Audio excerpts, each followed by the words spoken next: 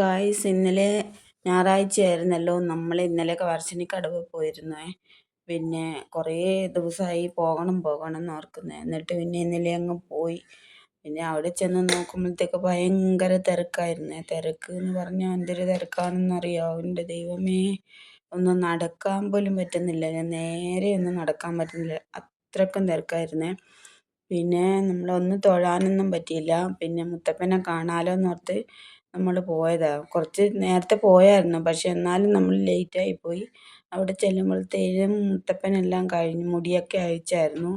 പിന്നെ നമ്മൾ തിക്കിലും തിരക്കിലും എല്ലാം കയറി ഒന്ന് പിന്നെ തൊഴുത് പിന്നെ അങ്ങനെ പുറത്തിറങ്ങി.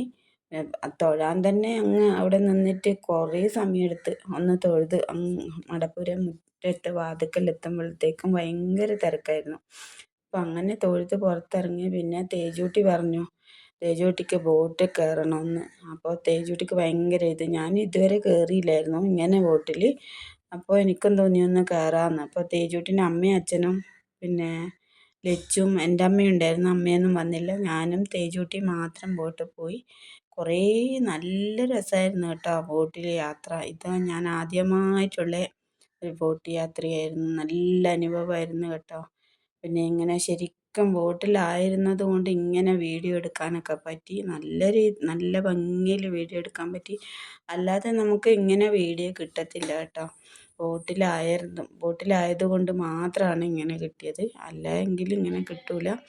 പിന്നെ നമ്മളങ്ങനെ കുറേ പിന്നെ അങ്ങനെ എല്ലാം കണ്ടോ, നല്ല രസമായിരുന്നേ. അവിടുത്തെ കാഴ്ചകൾ, വെള്ളത്തിലേക്കൂടിയുള്ള കാഴ്ചകളൊക്കെ നല്ല ഭംഗിയായിരുന്നു. നമ്മൾ എല്ലാം കണ്ട് കുറേ നേരം, കുറച്ച് ദൂരം, ഒരു അരമണിക്കൂറാണ് ഈ യാത്ര. ഒരാൾക്ക് 50 രൂപയേ ഉള്ളൂ.